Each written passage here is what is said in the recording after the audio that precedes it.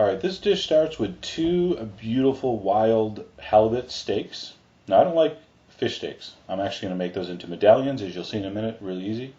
I got a jar of white cannelli beans. I think that's a 10-ounce jar. Alright, I got some fresh chopped parsley, not too fine, kind of coarse chopped. I'm going to make a lemon and butter sauce with it. Now, this is a lemon that I just picked up for no reason at all.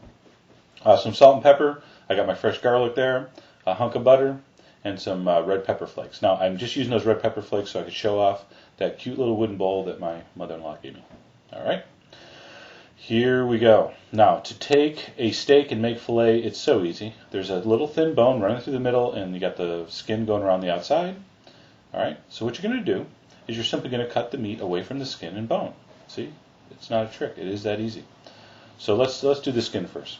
So stick the point of your knife right under the skin, right between the flesh and the skin. There's actually like a little layer of fat that knife will go right through really easily.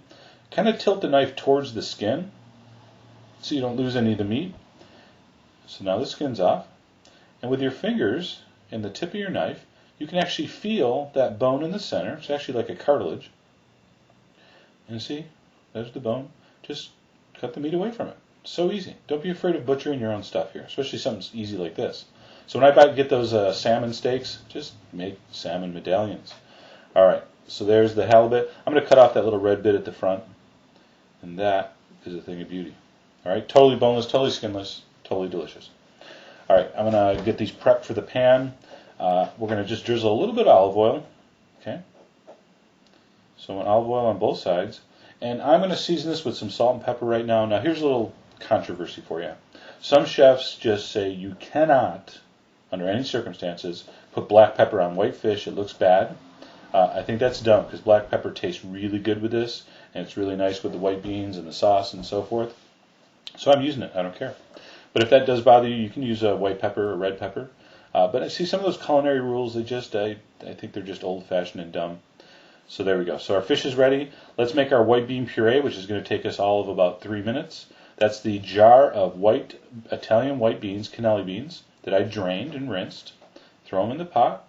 All right, I crushed my garlic. Again, you use how much you want. I used a lot. I think it's an important flavor component in this. Big pinch of those red pepper flakes. 2 big pinches of salt. And just a little splash of olive oil to get things going. About a tablespoon. Now you're going to put this on a low to medium heat, and you're going to cook it for as long as you want. Now here, let me explain that. If you want a really sharp, strong garlic flavor, which is really nice with the halibut, okay, just cook this for maybe a minute, all right, and then smash it. If you want it more subtle, a little sweeter, a little less intense, cook it for 5 or 6 minutes, and the garlic will cook out a little bit. And see, that's how you can adjust these dishes. Once you cook it to your liking, turn off the heat and just smash it. All right, and what you're going to end up with is this really, really rich, just smooth and satisfying white bean puree. So good for you. Alternative to the base of mashed potatoes. A lot of people put these fish dishes on mash. This is really, really good. Really, really, like I said, satisfying. All right, the fish is not too exciting here as far as how we're going to cook this. We're just going to sear it on both sides for, I don't know, I did 3 minutes on each side, and that was good for these size pieces. You're going to have to adjust that at home. Okay, so just a little bit of butter and olive oil.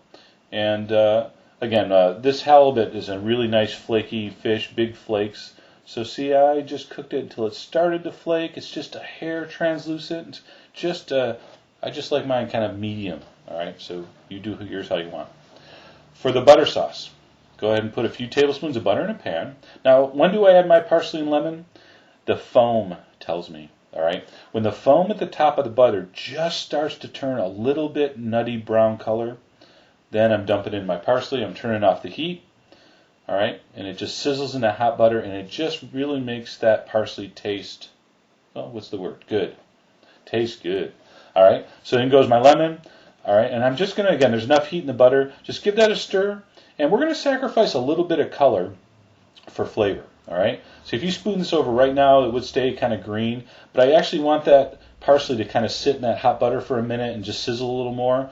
Again, it does get a little dark, but I do like the flavor it imparts with the parsley. It almost has a spinachy or almost like an arugula flavor. It's just it gets. I don't really want that sharp, fresh parsley flavor. It's hard to explain, but when you try it, you'll know what I'm talking about. And there, the plate presentation is so basic. I just put a scoop of the beans, 2 medallions, and I topped it with my lemon, brown butter, and parsley sauce. As you see there, I started with some French green beans, a nice little contrast, that crisp, tender snap of the bean with the beautiful, soft white bean puree. That is a delicious fish dish, and like me, it doesn't necessarily photograph that well, but you make this and you will see how delicious it is. All right, enjoy.